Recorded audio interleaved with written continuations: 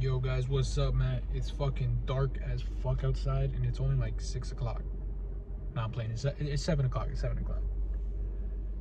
I want to talk about, this is for my people in real estate. So whoever comes across this, if you're a licensed real estate agent in the United States or wherever, if it's your first week, first month, first year, maybe your second year, you've probably got a lot of information that you could find very valuable from someone who's been in the business more than 3 years now.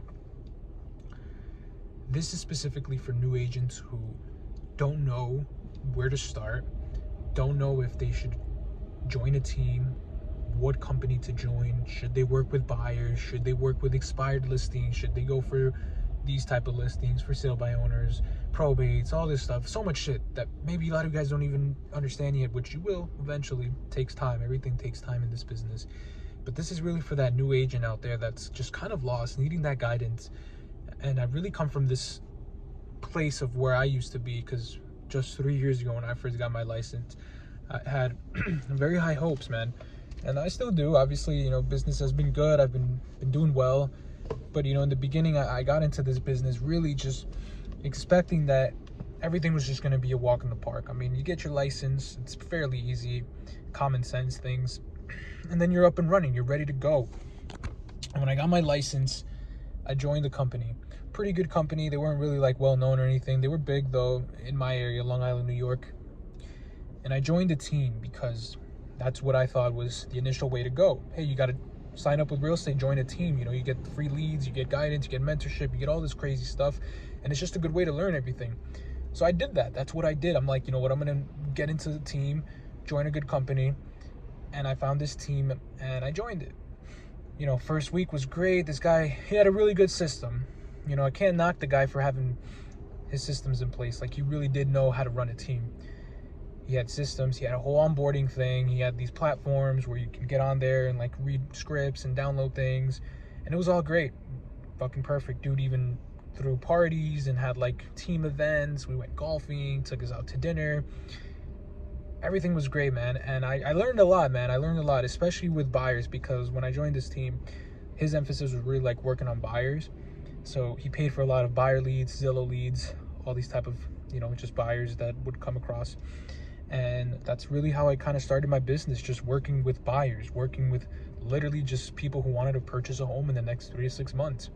And what I did was I learned the scripts to talk to these leads that were coming in. So, a lot of my first years in the business, first 2 years, we're heavily invested in just working with buyers. So I did a lot of buyer work, and buyers are great, man. If you're starting off in real estate, definitely get yourself some solid buyers, work them, know what it's like to go through a house, know the whole process of, getting a pre-approval, working with the bank, going to see a house, putting an offer, getting accepted, writing a deal sheet. All these things you need to understand. They just go together with the other properties. So, with the other side of selling, when, once you're obviously a listing agent, which is when you sell a house. So it's always good, man. And, a lot of things I wish I would have learned when I first started was obviously working with quality buyers that actually want to buy a house, not these people who are just tire kickers or they're not sure if they really want to make the move yet. And that was my issue. I was chasing these buyers a lot. Kind of like this fire truck running to the fire. That was me. That was me running to the fire, literally running into the fire, not knowing what the hell was going to be the outcome. And a lot of times it wasn't really the outcome I wanted. I've been played. I've been betrayed. I've had people literally, look, another fire. Look, boom, there you go. Another one. That was me. Fucking balls deep in a fucking just world of buyers where some were great. Some literally were amazing.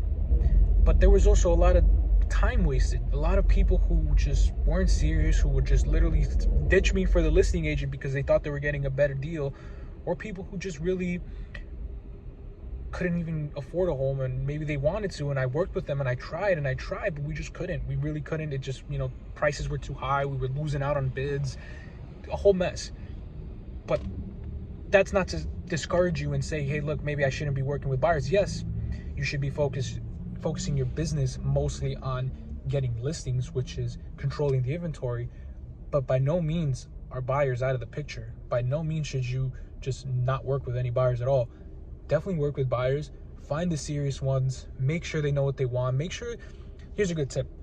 If you're working with a buyer and the buyer's sending you things on a daily basis, like, yeah, you're sending him stuff, but he's constantly texting you or showing you properties, or like sending you like a Zillow link, like, hey, look at this property. Hey, look, I want to see this.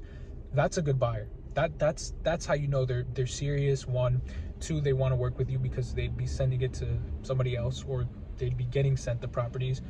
And 3, they're just, those are the golden ones. Don't let those go. If you have a buyer like that, do everything you can to close them. You will close them. It's going to be great. You're going to get a couple $1,000s or more.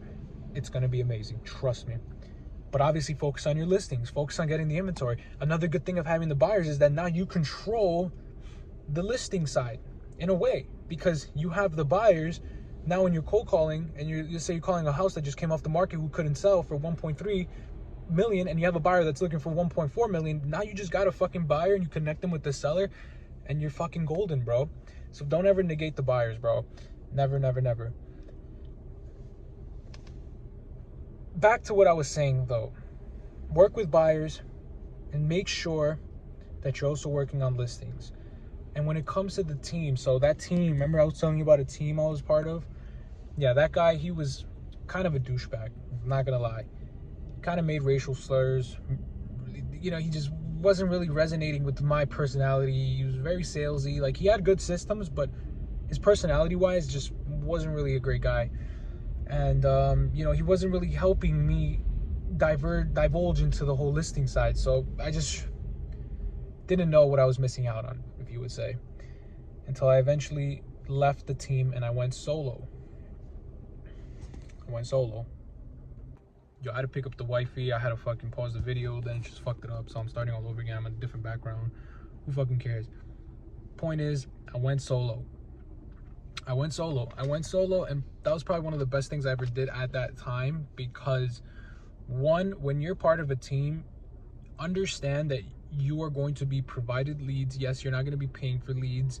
2, you're not going to be really, you know, depending on the team, you might not, or you might get the mentorship you need, which is important. But what I like to say is, what's more important, learning some tips and getting better, which is great, or just kind of learning everything yourself and netting more commission, because you will be losing a lot of commission being part of a team.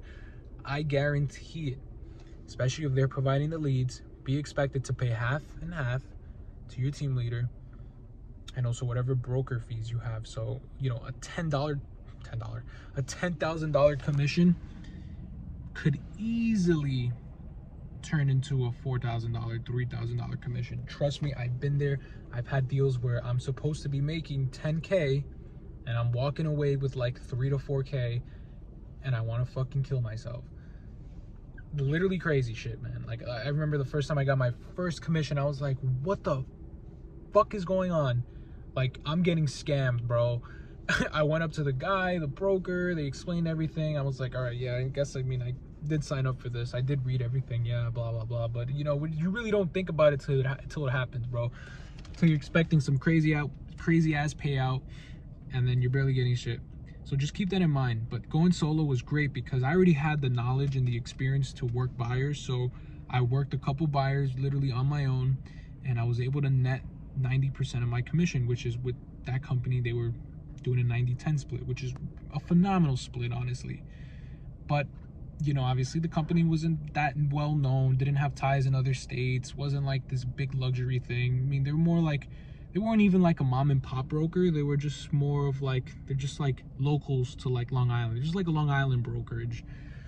Realty Connect USA, if any of you guys watch this and are from New York, which, by the way, great company, love them. The team I was part of, not a big fan, but the company, love him. John Fitzgerald's great guy, great company. During that time, I was going to networking events, which also, if you're new to real estate, go to a bunch of networking events, network with lenders, find attorneys, meet other realtors, build that brand, bro. Like, that's the big thing. Like, getting that personal brand started, you definitely want to focus on that. So I was going to a couple of real estate events and doing a bunch of stuff, and then I came across a guy who was a top producer at Douglas Elliman. Met the guy, sharp dude, good guy. I'm like, yo, let's fucking hit it off. What's up? He told me, hey, you looking to join a team? I said, yeah. Within like a week, I was Douglas Elliman. Javier, now part of Douglas Elliman. And Douglas Elliman, if you're new or you don't know anything about real estate or the game, Douglas Elliman, they're a fucking prestigious company. Literally one of the best in the game. I mean, we have ties to Cali, Florida, we're in just so many other states. We're huge company. And I joined this team with this guy, and I'm like, you know, he sold me on the name, and you know, the Element split is a lot less than other brokerages. But I was like, hey, you know what? This is a long-term thing. I'm in it for the brand. I'm in it for the exposure. I'm part of the name. And Douglas Elliman was just one of those companies where when I first started, I always thought like, man, it'd be so cool to be part of Douglas Elliman. I never thought I'd get in. And then now here I am. So for me, it was like, dude, I'm here. I'm making it. This is a big move. And it is a big move. It still is a big move. I'm still with Elliman and probably going to be there forever because Elliman's really, it's where it's at, bro. But now hear this. Remember how the last situation was loved the company, didn't like the team? This is more of like, love the company, like the team, and then kind of started to realize the team wasn't really what the team is. See, the guy I've been working with, you know, he was really, he's a great guy. I can't knock the guy, but, you know, obviously, very busy person. It's really hard to get that mentorship, so sometimes you think you're getting into a situation and it's probably a good one, but then after some time you realize that it's not everything you thought.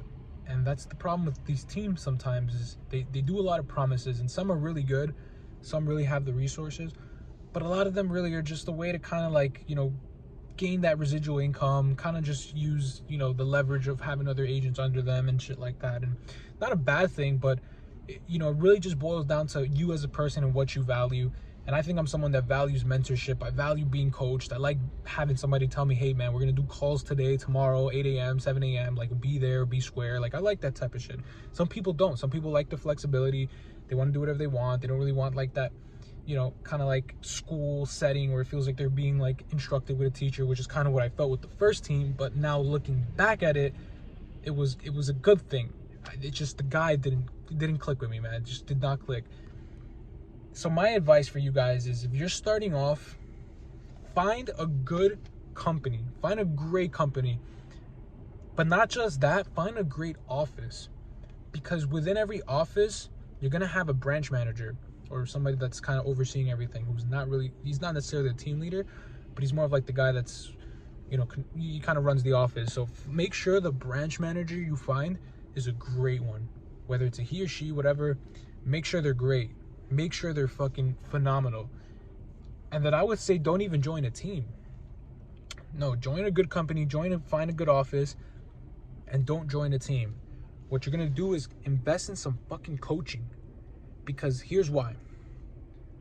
If you invest in some coaching while you're also part of a good office, you're gonna have the luxury of having a coach who's there to help you get better, to practice your scripts. They're going to keep you accountable.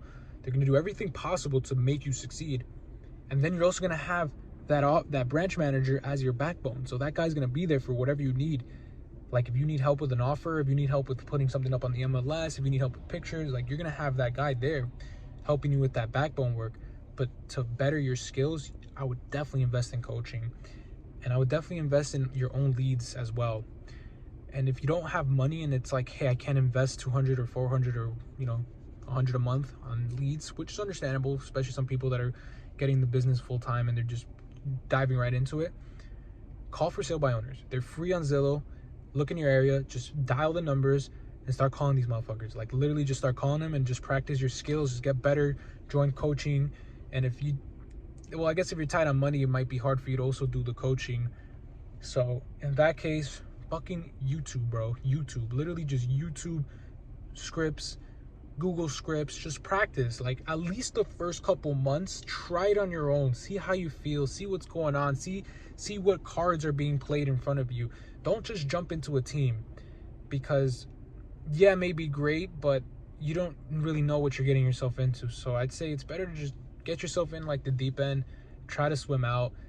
And if you feel like you're drowning, then maybe look into a team, then maybe look into some coaching, save up the money, invest in your own leads. But in the beginning, really just try to do as much as you can with the least amount possible.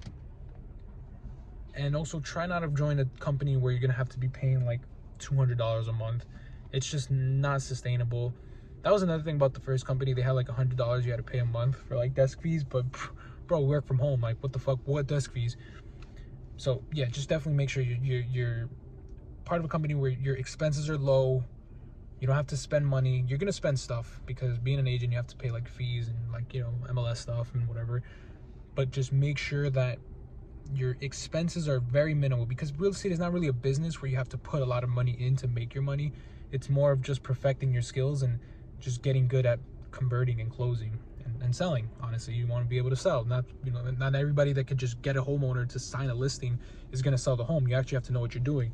So make sure you have that mentorship, and it doesn't necessarily have to be from a team. But look, if you find a team that is offering you something great and they're gonna deliver, do it, but make sure that you demand that you get what you were promised. Do not fucking let that shit go. Do not let it slide. Do not just sit there and be like, well, we were promised headshots 3 weeks ago, but no. You call the guy, be like, bro, where's the headshots? And if he says no and he keeps blowing you off, then fucking leave the team. Literally, that's it. That's all I got for you guys. I'm always a resource. If you need anything, like, hit me up. I've been in the business more than 3 years. I kind of know everything when it comes to just getting started and like overcoming these hurdles. So I'm always available. If you guys ever need anything, yo, just literally hit me up. JFit Realtor, JFITREALTOR on Instagram. Hit the DMs. Let's rock and roll.